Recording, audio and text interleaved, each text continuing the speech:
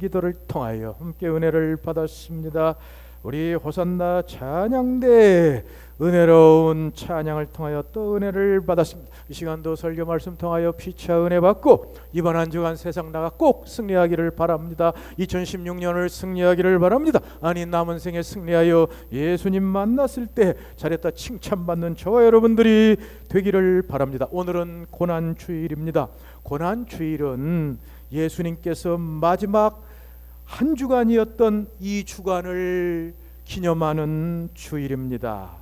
예수님께서 주일날부터 월, 화, 수, 목, 금요일날 돌아가셨는데 이 기간을 요일마다 묵상하며 기념하는 주간입니다. 예수님께서는 먼저 주일날 아무도 타보지 않는 나귀 새끼를 타고 겸손하신 평화의 왕으로 예루살렘에 입성하셨습니다. 백성들은 예수님을 정치적으로 이스라엘을 구원하실 메시아로 믿어 호산나 주의 이름으로 오시는 이여라고 찬송하며 그를 영접합니다. 그러나 예수님은 장차 심판으로 무너질 예루살렘 성전을 보시고 눈물을 흘리셨습니다.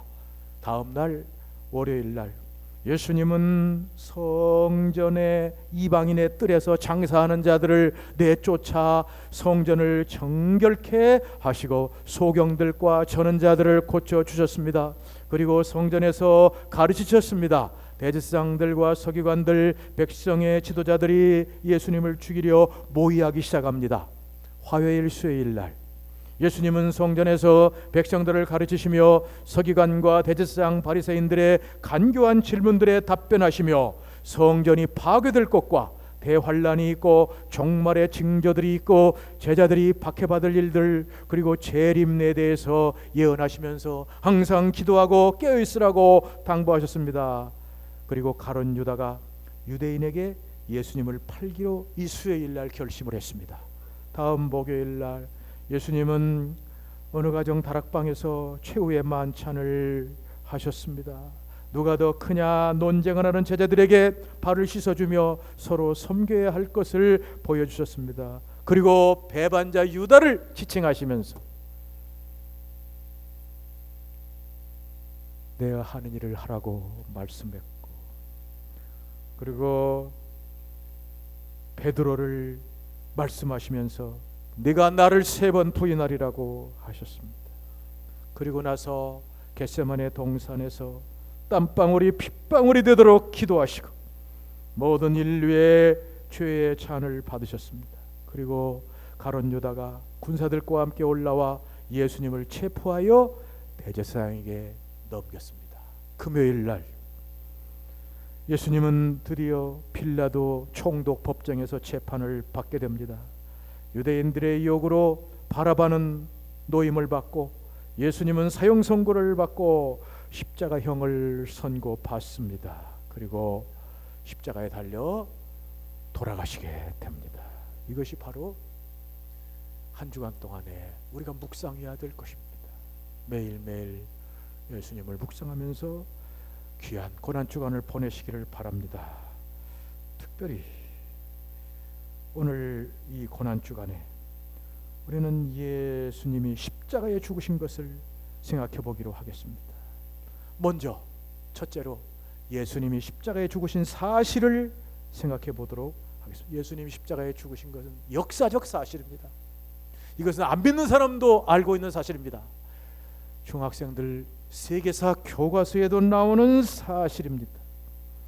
예수님께서는 먼저 빌라도에게 십자가형을 언도받고 나서 군병들에게 넘겨졌습니다. 이 십자가형은 당시 로마의 형벌 중에 가장 잔인하고 무서운 형벌이었습니다.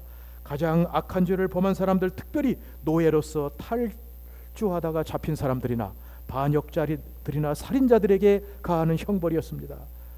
예수님을 넘겨받은 총독의 군병들은 예수님을 희롱하였습니다. 예수님께 가시 멸류관을 씌우고 손에 갈대를 들리고 홍포를 입혀서 왕처럼 꾸며놓고 그 앞에 엎드려 유대인의 왕이여 라고 평안할지어다 희롱하였습니다. 그리고 나서 갈대를 빼서 예수님의 머리를 때리고 내가 왕이냐 하고 희롱하였습니다. 희롱을 당하고 나서 예수님에게 십자가를 지워 예수님이 못 박이실 골고다 갈보리까지 지워 가게 했습니다. 약하여진 예수님은 십자가를 지워 가시다 쓰러지고 또 쓰러지셨습니다.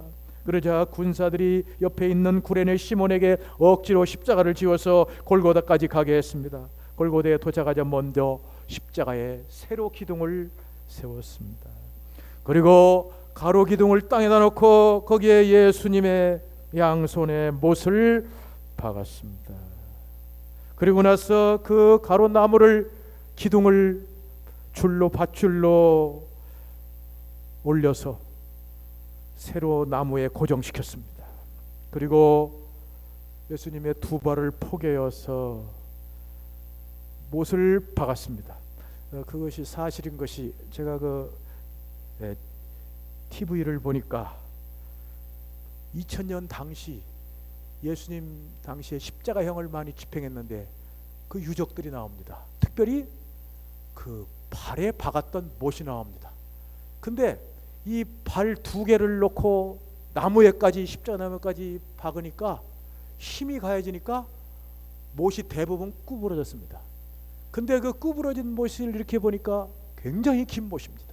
이 발 두 개를 놓고 그걸 박아가지고 나무까지 박아서 매달려 있게 하니 그 못이 얼마나 이 큰 못이겠습니까?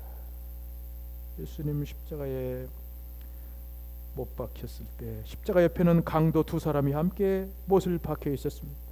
예수님의 십자가 위에는 유대인의 왕 예수라는 패로 써서 붙였습니다. 예수님이 십자가에 달려진 시간은 오전 9시였습니다.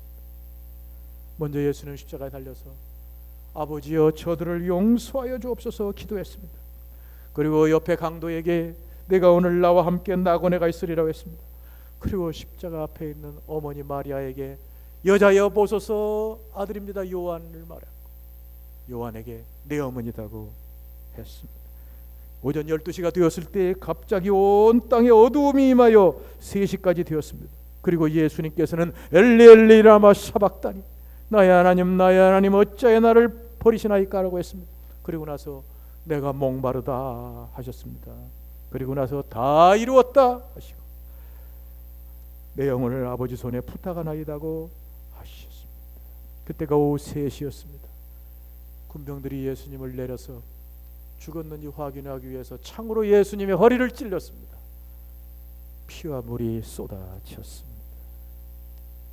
그때 예루살렘 성전 휘장이 위로부터 아래까지 찢어져 둘이 되었습니다. 땅이 진동하며 바위가 터져 무덤이 열리고 죽은 사람들이 무덤에서 나왔습니다. 이것이 바로 예수님이 십자가에 못 박힌 사실입니다. 2000년 전 시간에 저 예루살렘 골고다 쓰레기 처리장에서 예수님께서 죽었던 육가원칙으로 되어 누가 언제 어디서 무엇을 어떻게 왜 분명한 사실로 우리 예수님께서 죽으셨죠. 자, 그러면 우리는 두 번째 예수님이 십자가에 죽으신 의미에 대해 살펴보도록 하겠습니다. 예수님께서 십자가에 죽으신 의미는 바울이 갈라디아 3장에 오늘 말씀하고 있습니다. 예수님이 십자가에 죽으신 것은 바로 저주를 받으신 것이라고 말씀하고 있습니다. 특별히 바울 사도는 신명기 21장 구약 성경을 인용하여 말하고 있습니다. 기록된 바 나무에 달린 자마다 저주 아래 있는 자다. 나무에 달린 자마다 저주 아래 있는 자다. 바울 사도가 이 신명기 21장을 인용했는데 21장 전체를 갖다가 말하지 않고 마지막 부분을 말했습니다. 그러면 나무에 달린 자마다 저주 아래 있다는 이 전에 있는 말씀은 무슨 말씀이냐? 바로 이런 말씀입니다. 만일 사람이 죽을 죄를 범하거든 그를 죽여 나무에 달고 시체를 나무 위에 두지 말라. 시체를 나무 위에 밤새도록 두지 말고 그날에 장사하여 땅을 더럽히지 말라. 나무에 달린 자마다 하나님께 저주를 받았습니다. 자, 그러면 이 말씀은 무슨 말씀이냐? 이스라엘 사람 중에 아주 못된 놈들, 부모를 회방하고 부모를 때리거나 술에 임박혀 양아치가 된 쓰레기들, 이런 사람들을 죽일 때 그냥 쉽게 죽이지 말고 나무에 달아 죽이는 것입니다. 나무에 매달아서 말로도 할 수 없는 고통을 당하고 죽이는 것입니다. 그런데 그 다음에 그 죽은 시체를 어떻게 처리하느냐, 그 나무를 어떻게 처리하느냐, 그 나무를 다음 날 해가 떠서 날이 밝기까지 치워버려라. 밤새도록 두었다가 그 날이 밝기 전에 치워라. 왜냐? 만약에 치우지 않고 그대로 두면은 그 나무에 달린 것이 저주를 땅에 내릴 것이다. 왜? 나무에 달린 것은 저주받았기 때문에. 바로 이렇게 나무에 달린 것은 저주받은 것이라는 것을 말씀하는데, 바울이 이것을 인용해서 나무에 달린 자가 저주받은 것 같이 십자가 나무에 달린 예수님은 저주를 받은 것이라고 우리에게 말씀하고 있는 것입니다. 예수님이 이렇게 십자가에 달리신 것은 단순한 죽음이 아니었습니다. 예수님 당시 십자가에 많이 죽었던 사람들처럼 그냥 죽었던 것이 아니었습니다. 예수님께서는 바로 저주의 죽음을 죽은 것입니다. 이것이 바로 바울이 갈라디아 교인들에게 전하는 십자가의 저주의 복음입니다. 예수님 십자가에서 그냥 죽은 것이 아니라 저주를 받고 죽었다는 것입니다. 하나님의 아들이신 예수님이 영원한 영광과 축복과 영원한 능력을 가지신 하나님의 아들이신 예수님이 저주와 멸시와 천대와 수치와 부끄러움의 십자가의 저주를 당했다는 것입니다. 이렇게 예수님이 십자가의 저주를 받았다는 사실을 통해서 예수님이 우리의 저주를 다 짊어지시고 저주에서 해방시켰다는 것을 바울은 전하여 주고 있는 것입니다. 그렇다면 예수님이 이렇게 십자가에서 저주를 받으신 것은 왜 받은 것입니까? 예수님의 죄 때문에 받은 것이 아니라고 성경은 증거하고 있습니다.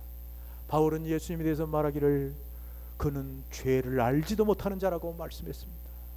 예수님은 이 당시 세상에 계실 때 분명히 사람들에게 말하기를 누가 나를 죄로 책잡겠느냐고 했습니다.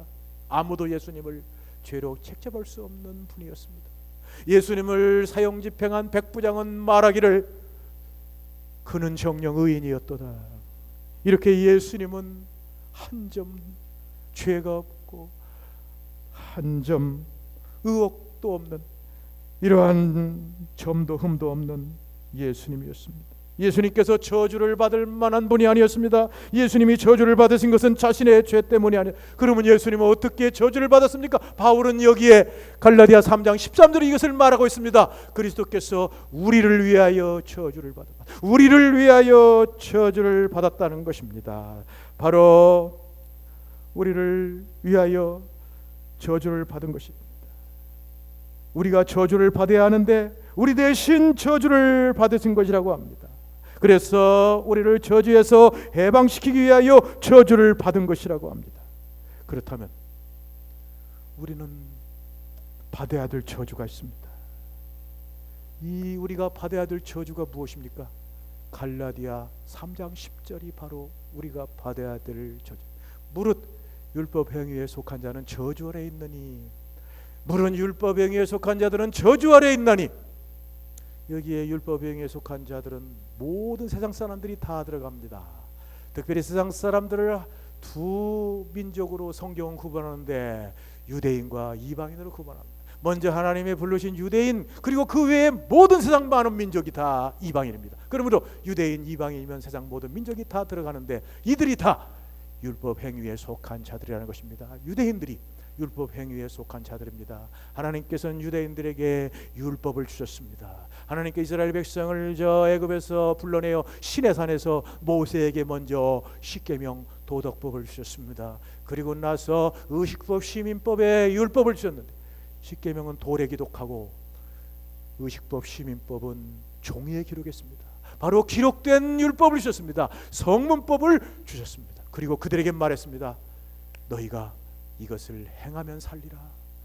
행하지 않으면 죽으리라. 바로 이렇게 행하는 것으로서 중요해서 이게 바로 무릇 율법의 행위에 속한 것이, 행위라는 것이 나타나는 것입니다.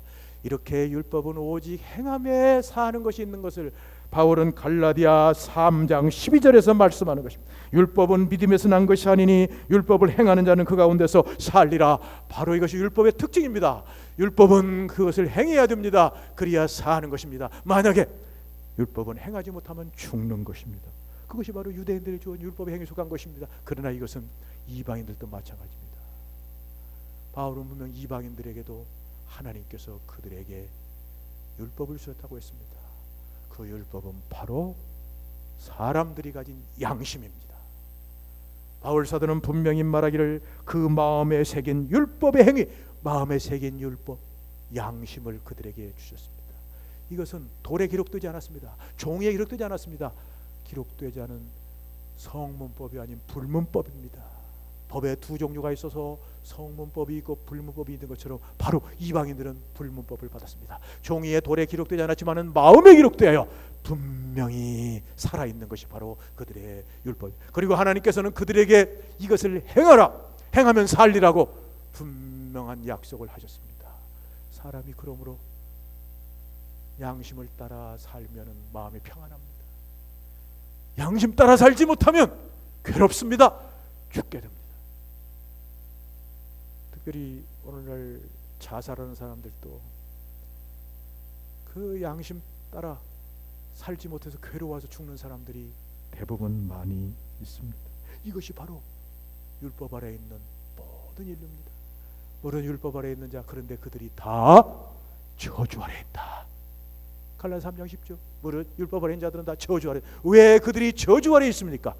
그것은 바로 율법이 요구하는 완전성 때문입니다. 율법은 항상 완전한 것을 요구합니다. 특별히 이 모든 율법의 완전성에 대해서 바울은 두 가지로 말씀하고 있습니다. 갈라디아 3장 10절에 말하기를 율법책에 기록된 모든 것을 항상 행해야 된다고 말합니다. 먼저 율법은 완전한 걸 요구하는데 율법책에 기록된 모든 것을 항상 십계명 다 행해야 됩니다. 모든 계명을 행하다가 하나라도 거치면 그것은 죽는 것입니다. 계명을 어기는 것입니다. 그것은 야고보 사도가 말하지 않습니까? 야고보서에 간음하지 말라 니가 살인하지 말라 하셨으니 살인하지 아니할 자도 간음하는 자는 율법을 어기렸느니라. 왜? 완전성을 요구하기 때문에. 이방인도 마찬가지입니다. 양심을 따라 살면은 온전하게 양심을 따라 살아야 됩니다. 양심을 따라 살다가 하나라도 양심에 어긋나는 일을 하면 그것이 치명적으로 그에게 독이 됩니다. 특별히 자살하는 사람들 보면은 양심대로 안 산 사람들이 아닙니다. 양심대로 열심히 산 사람입니다. 양심대로 살다가 자기가 뭐 하나 잘못했을 때 그것이 그에게 작용해서 목을 메어 자살하든지 그의 비참한 최후를 맞이하게 되는 것입니다. 이것이 바로 율법이 요구하는 완전성입니다. 이 완전성 무엇으로 비교할 수 있느냐? 바로 도자기로 비교할 수 있습니다. 여기 아주 찬란한 빛나는 도자기가 있습니다. 정말 아름답게 아름답게 그 모양 도자기가 있습니다. 그런데 이 도자기를 집에 뒀는데 어린아이가 장난하다가 주둥아리만 다 깼습니다. 그러면 주둥아리만 깼다고 해서 이 도자기가 감나가는 도자기가 됩니까? 아닙니다. 이미 폐품입니다. 고물입니다. 고물상에나 가야 돼요. 마찬가지로 하나님이 요구하는 율법은 완전하게 지켜야 됩니다. 하나님이 요구하는 양심은 완전하게 지켜야 됩니다. 여기에 설 사람이 없습니다. 그러므로 모든 사람은 다 율법을 행해야 되고 완전하게 행해야 되고 하지 못해서 저주 아래 있다고 말해요. 이것이 바로 로마서에서도 바울 사도가 말하는 것입니다. 율법이 말하는 바는 율법 아래에 있는 자들에게 말하는 것이니 이는 모든 입을 막고 온 세상으로 하나님의 심판 아래에 있게 하려 함이라. 모두가 다 하나님의 심판과 저주 아래에 있게 하는 것이 바로 율법의 마지막 결과입니다. 이렇게 하여 우리 모두는 하나님의 저주 아래에 있게 되었습니다. 바로 이 바울이 말한 대로 갈라디아 3장 10절 무릇 율법에 속한 자들은 모두 다 율법의 저주 아래에 있나니 그 저주가 무엇입니까? 우리의 몸부터 시작했어. 우리의 생활이 파탄되고 우리 영적으로 다 죽어가는 것입니다. 이것이 로마서 2장, 로마서 3장 마지막 절에 말하고 자, 바울의 몸부터 시작해서 저주받은 모습을 말씀하고 있습니다.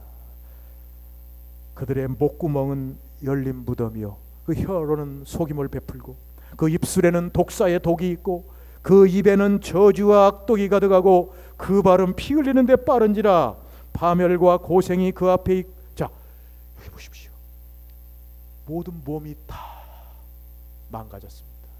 일그러졌습니다. 잘못되어 버렸습니다. 어긋났습니다. 정말 이 모든 몸들이 완전하게 다 잘못되었습니다. 이러한 잘못된 것이 바울 시대도 이렇게 저주가, 사람들이 저주받았는데 점점 이 저주가, 죄가 하나님의 율법을 아래 저주가 심해서 오늘 얼마나 저주가 많습니까? 여러분들, 오늘날 사람들의 입이 얼마나 무섭습니까? 바로 독사의 독이 있는 입이 아닙니까? 오늘날 사람들의 그 입이 얼마나 무섭습니까? 저주와 악독이 그 속에 있지 않습니까? 저는 가끔 사람들하고 대화할 때는 무서움을 느껴서 그냥 빨리 자리를 피하는 일이 많이 있습니다. 어느 때는 또 솜을 가지고 가서 이렇게 딱 막아버리는 때가 있습니다. 감당하기가 벌써 몇 년하고 다릅니다. 점점 더 무섭습니다. 그런데 이 모든 악한 몸에 대한 저주는 어린아이들에게까지 점점 퍼집니다. 어린아이들이 얼마나 말이 무서운지, 독사의 독이 나옵니다. 악독과 저주가 그 입에서 나옵니다. 여러분들, 중학생들 그 말 들어보십시오. 저게 중학생들의 말인지 끔찍하고 무서운 살기를 느끼는 말들이 그냥 막 나옵니다. 이게 바로 저주인 것입니다. 그 몸이 저주받아 이렇게 어려운 가운데 있을 뿐만 아니라 바로 그의 생활이 또 두 번째로 저주를 받습니다. 파멸과 고생이 그 앞에 있고 평강의 길을 알지 못하고, 누구나 다 사람은 평강한 삶을 삽니다. 평안한 삶, 안정된 삶을 삽니다. 그럼 보십시오. 갈수록 평안은 없습니다. 안정은 없습니다. 갈수록 불안합니다. 삶이 흔들립니다. 정말 이렇게 불안하고 어려운 시대가 어디 있겠습니까? 오늘날 자영업자들 10개가 시작하면 1년 안에 5개가 폐업을 한다고 합니다.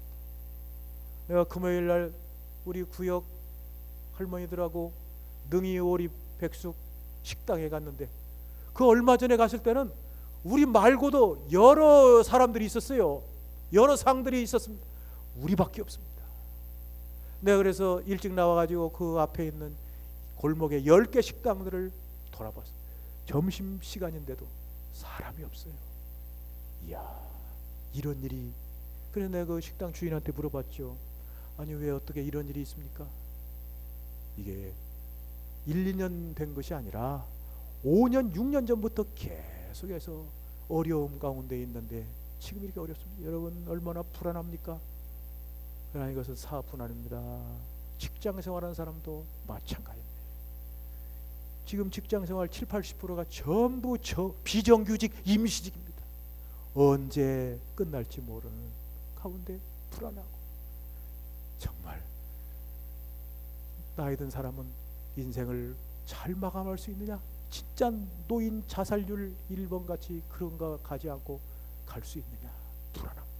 젊은이들은 결혼이 지금 택도 없습니다. 이런 어려운 가운데 점점 나는 이러한 모든 것들이 그냥 되는 것이 아니라고 봅니다. 나는 요한계시록의 환난 시대가 들어왔다고 보는 것입니다. 이러한 불안과 파멸과 고생이 그 앞에 있고 평강의 길을 알지 못하고, 그리고 이제 마지막 가장 무서운 저주는 하나님이 없습니다. 영적으로 우리 인간은 하나님 앞에 서고 하나님 앞에 경외하고 하나님을 두려워하면 됩니다. 그러나 바울은 말하기를 그들의 눈앞에 하나님을 두려워함이 없느니라. 하나님 없이는 이제는 소망이 없게 됩니다. 그러한 때가 이미 됐습니다. 무신론이 벌써 온 세상을 덮고 있습니다. 큰 배반, 큰 배신, 그 온 세계적인 배도가 이미 많이 물들어 있습니다. 이것이 바로 저주입니다. 이러한 저주의 직접적인 증거가 무엇입니까? 확실한 증명이 무엇입니까? 바로 우리가 살고 있는 이 나라가 전 세계 1등의 자살률입니다. 얼마나 끔찍합니까? 하나님 주신 귀한 몸, 부모님 주신 귀한 몸, 이 몸을 갖다가 밧줄을 매달고 약을 먹고 이 몸을 갖다가 뛰어내려 망가뜨리는 것입니다. 이것이 그냥입니까? 저주입니다. 성경 말씀은 실제적인 말씀이에요. 현실적인 말씀이에요. 우리 안에 이루어진 말씀, 살아있는 말씀. 이것이 바로 저주 아래 있는 인간의 모습입니다. 그러므로 요리문답은 이러한 삶에 대해서 말했습니다. 범죄한 타락한 인간의 비참한 것이 무엇이냐? 타락한 인간들은 이 땅에 하나님의 저주와 심판 가운데 사는 것입니다. 오늘날 사람들은 애써 외면합니다. 오늘날 사람들은 과학이 발달되고 쾌락이 좋아지고 잘 살는 것 같이 보이지만 한꺼풀만 벗겨보면 성경에 말한 이 저주가 그대로 더 많이 살아나고 더 왕성하게 되어지는 때에 삽니다. 이러한 저주를 그러면 해결할 수 있는 방법이 무엇입니까? 어느 누가 이러한 저주를 해결할 수 있습니까? 인간의 힘으로 어찌 이러한 저주를 해결할 수 있습니까? 오직 한 가지, 하나님이신 예수님, 그분만이 해결할 수 있습니다. 하나님이신 예수님이 십자가에 못 박혀 우리를 위하여 저주를 받으신 이 은혜만 이 모든 저주에서 우리를 해방시켜 주는 것입니다. 바울이 바로 이것을 우리에게 증거하고 있습니다. 그리스도께서, 하나님의 아들 그리스도께서 우리를 위하여 저주를 받은 바 되사 율법어제에서 우리를 속량하셨다. 헬라어로 아고라죠. 이건 두 가지입니다. 첫째, 값준 나라. 두 번째는 해방시키다. 상업적인 용어로 이것은 값을 주는 것입니다. 두 번째는 해방시켜 자유를 주는 것입니다. 오직 주 예수 그리스도께서 십자가에 못 박혀 저주받은 것만이 우리를 속량하시고 해방하시고 저주에서 해방하여 영원한 축복을 누리게 하는 것입니다. 바로 예수님께서 이것을 위하여 십자가에 못 박아 죽으셨습니다. 이 저주받기 위하여 십자가 못 박아 죽으셔서 십자가에서 그 모든 저주를 다 받았습니다. 예수님 저주받은 증거가 바로 부르짖은 엘리 엘리 라마 샤박다니, 나의 하나님 나의 하나님 어찌하여 나를 버리시나이까. 바로 그 순간 하나님은 모든 인류의 저주를 심판을 다 부으십니다.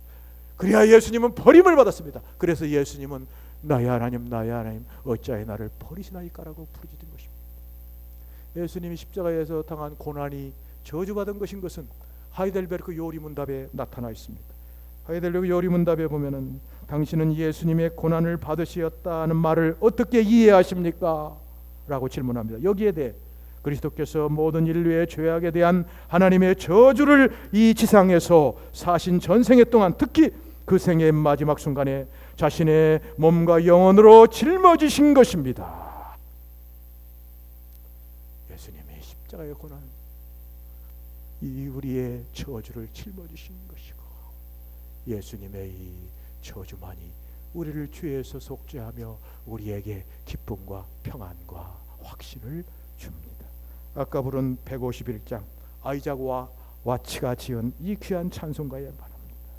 십자가 십자가 내가 처음 볼 때에 나의 마음에 큰 고통 사라져 오늘 믿고서 내 눈 밝았네. 참 내 기쁨 영원하도다. 오직 우리들이 붙잡아야 되고 우리들이 믿어야 되고 승리의 길은 예수 그리스도의 십자가밖에 없어요. 예수 그리스도의 십자가만이 우리의 저주를 해방시키시고 우리를 자유롭게 하고 영원한 기쁨을 누리게 하고 마음의 고통이 사라지게 하고 우리의 눈이 밝게 하고 영원한 생명과 축복을 누리게 하는 것입니다. 이 고난주일을 맞이하여 우리 모두 예수님의 십자가를 붙잡는 여러분들에게 되시를 바랍니다. 아직까지도 미온적이고 아직까지도 어리들 이리까지 방황하는 이런 모든 것들을 다 버리고 이번 고난주에 주 예수님, 제가 주 예수님을 믿습니다. 주 예수님 믿습니다. 오직 주 예수님만 믿어서 온전히 마음의 평안을 누리고 기쁨이 충만한 여러분 되시기를 예수님의 이름으로 축원합니다. 주 예수님 믿습니다. 주 예수님 십자가에 저주를 받으셨어. 우리의 모든 저주를 속량하신 것을 믿습니다. 그리스도께서 우리를 위하여 저주를 받은 바돼서 율법의 저주에서 우리를 속량하신 것을 믿습니다. 오늘 이 말씀 우리 모두의 말씀이 되게 하시고 우리 삼성의 성도들 항상 주 예수님 믿고 믿음 고백하여 이 땅에 사는 동안에 끝까지 믿음으로 승리하여 하늘나라 멸류관 받아 쓰고 모든 자녀 손자들이 끝까지 주 예수 믿어 영생 복락 누리는 성도들 가정 다 될 줄 믿사옵고 예수님의 이름으로 기도하옵나이다.